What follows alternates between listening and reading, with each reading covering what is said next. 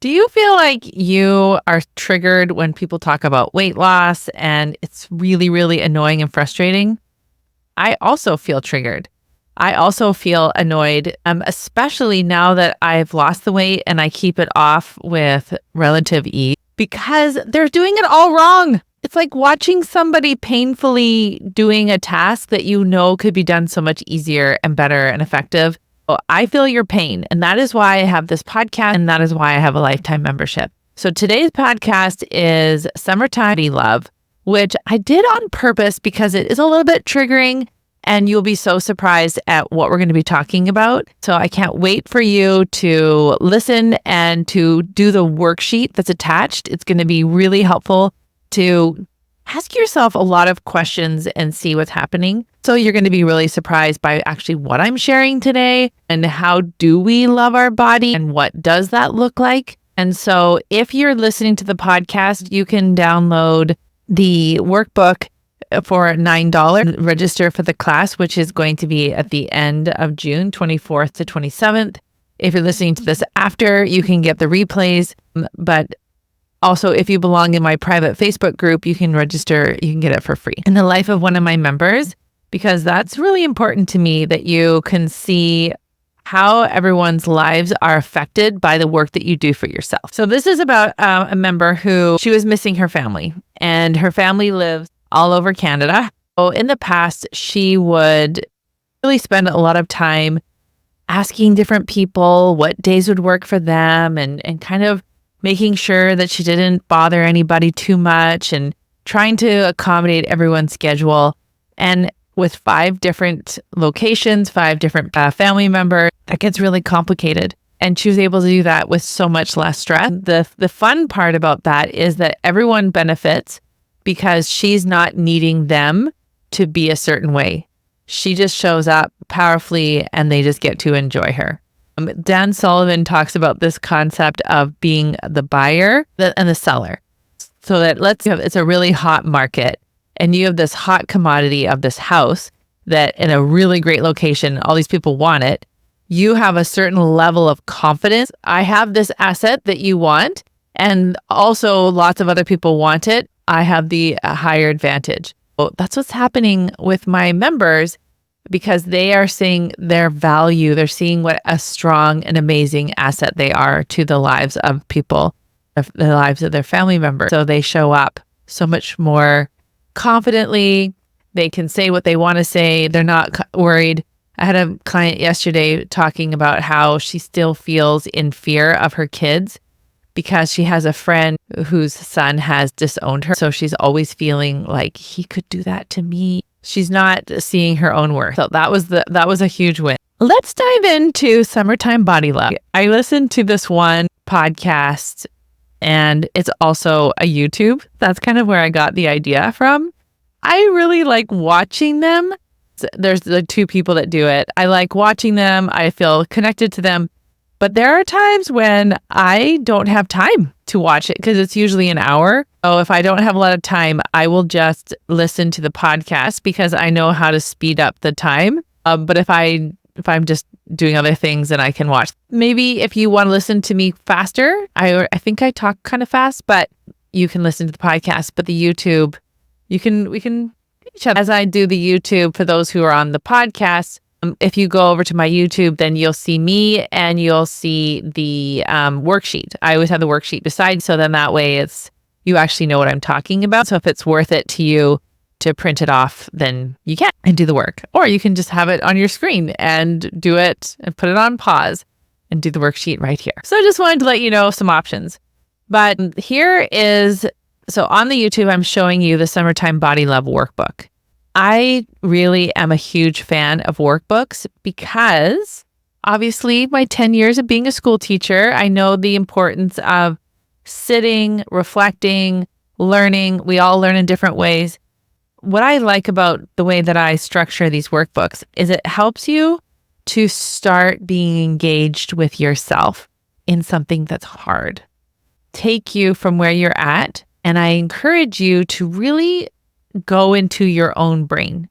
Now, I talked about this in the last episode about having Like when Harry Potter found out that he was actually a wizard and there was this whole society of wizards, and then he learned who Dumbledore was, and Dumbledore is this super wise wizard who has so much knowledge and abilities. And Harry came from this great heritage of his parents. It was really hard for him to tap into this great power that he had, that he didn't know he had. And this is a story that we hear with Luke Skywalker and with, the Hobbit and all of these Bilbo Baggins and all these characters and that's why it's so endearing. I just read this book, Building a Story Brand by Donald Miller, and it was really fascinating talking about the hero's story. That is one of the reasons why life coaching has been so powerful to me, because I honestly didn't realize how much power and authority I had in my own life. I thought I was the victim to so many things. Now that I'm the Gandalf and the Dumbledore and the Yoda for so many women, it truly blows my mind that once we find our own power and really embrace it, we can transform ourselves. I'm not done.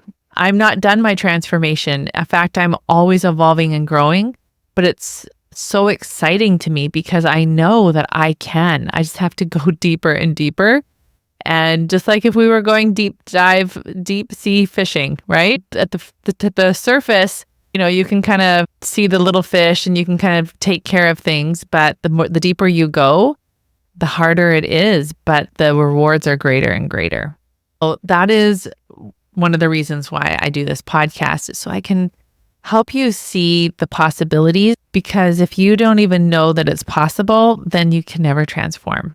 I'm really interested in hearing your feedback on this episode, because I'm talking at the beginning about currently,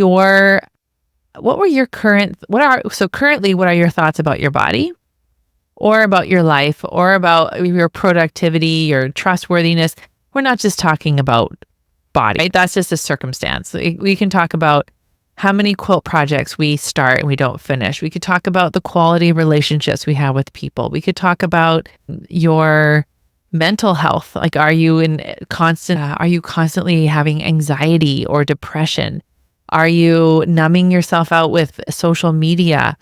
Yesterday we had a coaching call and one of my clients said, I can't believe it. I just spent the last 2 hours literally on my phone buffering. And then I had a notification that, we're having a class. And she said it made such a difference for her. I gave her a challenge. I said, why don't you get a bunch of jars and put the emotions that you feel.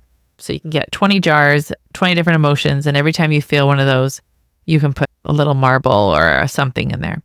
And she was so excited about the idea that she went and got the jars, and she had a label maker and she made them. And it was so rewarding to her to recognize that it was okay to feel loneliness. It was okay to feel sadness, because it also meant that it was okay for her to feel joy, and it was okay for her to feel all those things. When we look at this summertime body love, we get triggered because we think our bodies have to look a certain way to be acceptable.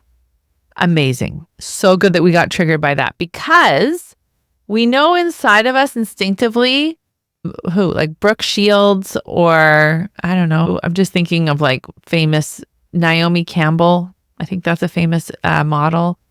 Like all of those people, they are not more worthy than us. Even like Elon Musk or, Steve Jobs, people that have made like so much money, Oprah Winfrey, they're not better than us. They just have done different things. They just contribute in the world in a different way.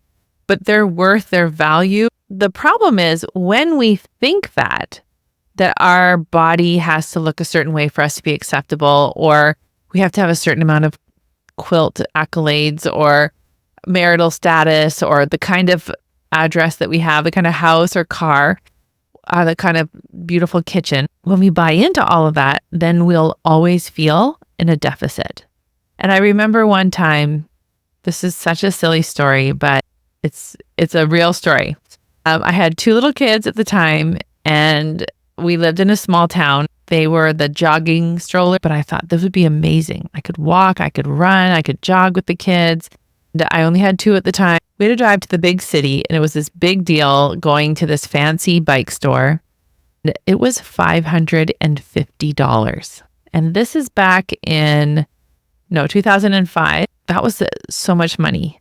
I wasn't making any money. My daughter was barely a year. I think that was like a quarter of what my husband made a month. He was articling to be an accountant, but we'd saved and I was so happy, and that just brought me so much freedom. Well, I walked the kids to this play group and I had this thought, I have the fanciest stroller of everybody, probably in town. And I remember thinking, oh, that's crazy. And then the next thought came, tomorrow someone could buy a fancier one. They could see this one and they could go and get the upgrade at some other fancy bike store. And then I wouldn't have the fanciest stroller. Like, it's so fleeting. And I still remember where I was. I remember having those thoughts. And I remember realizing, oh, that's so interesting, Dara. It just helped me have such perspective. So I hope that as you listen to this podcast and as you hear my words and my thoughts, how I bring them to you, that you can start having those kinds of thoughts with yourself. And you can start questioning some of the things that you have believed in the past that you thought were just who you were. So when I was growing up, my mom would say, what do you want to be, a teacher or a social worker? Those are my choices. It was wild. And it's funny because I've talked to my siblings and they don't even remember having conversations with my mom about going to university. But for some reason, my mom was convinced that I should go to university. And but she didn't have those same conversations with other siblings. But I had two choices. I had a choice of being a school teacher or a social worker. I remember thinking, this is a big decision. I mean, well, I could have been anything, but that wasn't in my preview. Right? It wasn't even offered to me. And it's really interesting now thinking about how entrepreneurial I've always been. With the Summertime Body Love, I'm talking about comparing your body to a sewing machine. I want you to think about, before we go into that, so just like for me, my mom said, do you want to be a teacher or a social worker? So the same thing, we get different messages from society. So it's like, you need to look like Barbie, or you need to look like Betty Boo, or whoever it is. And if you don't look like them, then you're not acceptable. Where did those thoughts come from? And I want you to kind of think back. I remember when I was about 12 and we went shopping and I tried on a pair of Levi's, and I remember them being kind of tight in my thighs. And I thought, oh, I must have big thighs because these jeans don't fit me that well. Meanwhile, I didn't even know what size I was. So I'm obviously getting the wrong size of pants, but thinking, oh, I guess this is starting now. I guess I'm just going to not like my body anymore because that's what I saw my aunts and my mom. I literally remember as a 5-year-old, my mom laying on her bed, trying to get her zipper up, her asking me to help her pull the two pieces of the pants closer together so she could do the zipper up. And I'm this 5-year-old. I don't understand. She had 6 babies. She had just had my brother, and she wanted to know if her pre-pregnancy pants fit her. Like, I have all my own interpretations of that. We all do. So that's why we all have to become our own experts. We all have to look at what were the perceptions that we had, even though my mom, I'm sure, didn't have like this. She didn't wake up and say, I want to make sure that my kids really worry about their body. Even if my mom said other things, like maybe I didn't believe her. So I'm not throwing my mom under the bus at all. But what I am doing is I'm creating an awareness for you to start looking at yourself. So my daughter is 5'6". Her brothers are huge. Even my 12-year-old is 5'9.25" right now. My other boys are 6'4", 6'5", and 6'3". And they all have red hair and she has blue eyes. So for a while there, she was like, I don't even feel like I belong. There is nothing wrong with her. In fact, she is absolutely gorgeous and beautiful and amazing. She doesn't have red hair. She doesn't have blue eyes. And she's not tall like them. So in her mind, if she thought the only way I could be acceptable is if I had red hair and blue eyes and tall, then she will always walk around thinking she's never good enough because of her situation, right? she can decide. And it would be nothing that I said or did. If she made that decision, then that's on her. And so the reason I'm sharing these examples and I'm really wanting to explore this work with you is that a lot of times we've had these thoughts. Oh, I'm feeling like so emotional right now. And we have these thoughts and we feel really scared because we're not used to feeling afraid of our thoughts. We're not used to like questioning them. So what is our tendency? Our tendency is to have shame. And when we have shame, what do we tend to do? We keep it in the dark. We don't ask questions. We don't get help because we think, oh, people are going to think we're not good enough. So in this Summertime Body Love, which I would love for you to come and join me, we talk about where did those thoughts come from? From our culture, from our society, from our parents, from trusted adults, traumatic events. When maybe someone, I remember in high school, my one friend said to me, I remember her name. She looked at me. I remember exactly where we were in the hallway. And she said, Dara, you just look Asian more and more every day. Now, there's nothing wrong with looking Asian, but the way that she spoke to me and the way that she grimaced her face and how she said it, it made me feel so uncomfortable. And I didn't know how to handle it. I have some insecurities about my eyes now, and I have to remind myself, oh no, your eyes are perfect. They're fine. Yes, you do have hooded eyes, and you're 1% from Finland, so they tend to have that kind of eye. And it's fine. You're beautiful in all your own ways. Someone also made some comments about my cheek. So I have this real big insecurity that I have chubby cheeks. And I have to remind myself, even if I had chubby cheeks, it's okay. Like it makes me look youthful. I have to be able to take the shame that I have and then put some light on it.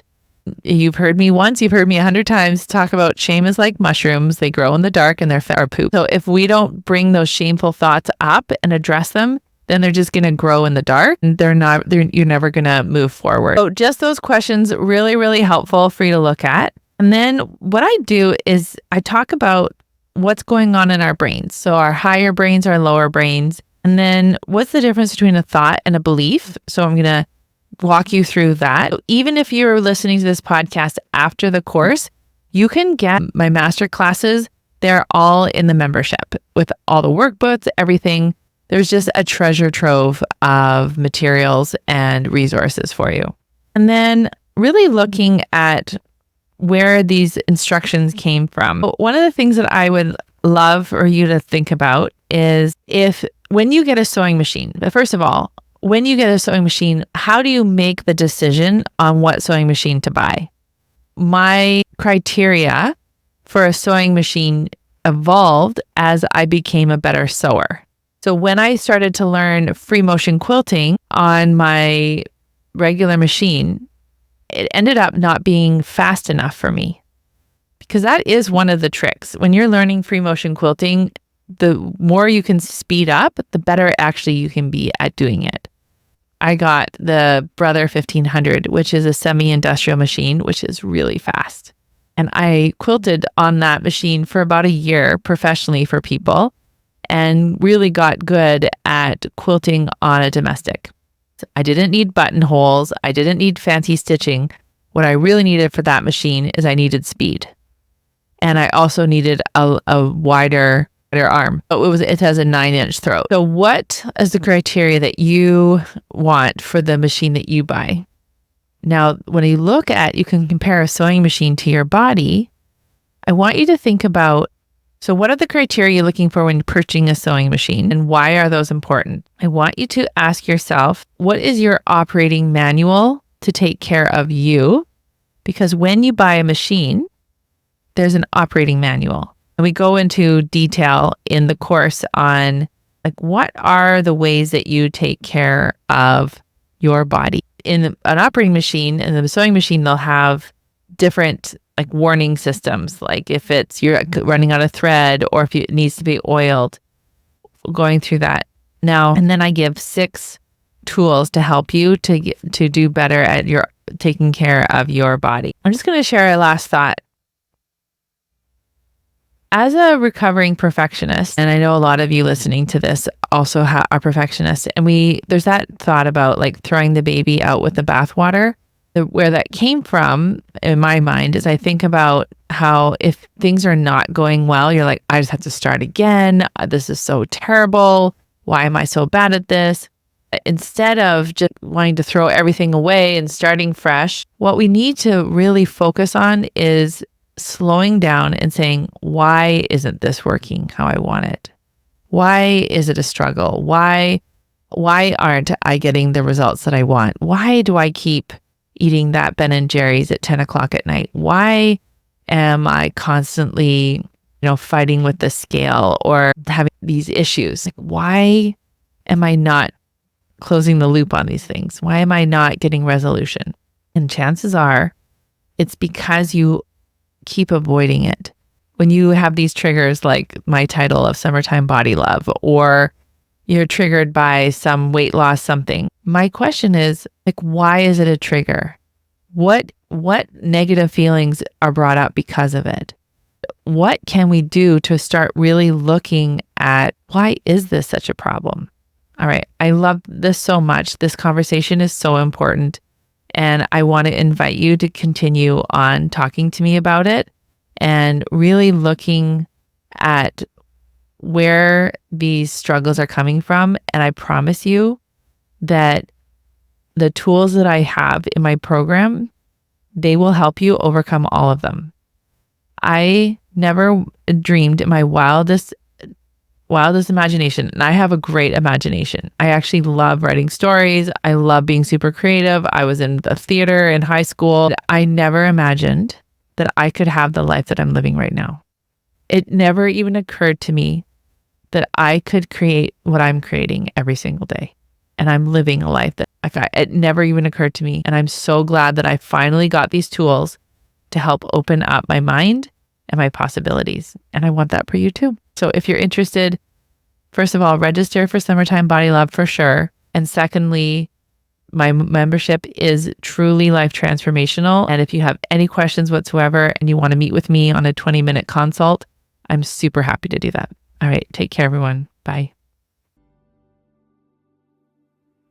If you want more help with learning about your body and how it's changing through menopause, perimenopause, through whatever it is, my program is focused on helping you truly become your own best expert. So as we go through June, working on our menopause, perimenopause experiences, July, we're focusing on becoming our own bestie, July and August actually, with our summertime challenge. And then in August, we're really diving into how to lose the physical weight when you focus so much on the mental. I have an incredible program for that coming in August. So there's so much to look forward to. You truly can make your own transformation. And I love helping you find that inner knowledge and wisdom that's just waiting for you to unlock so that you can create permanent change for yourself.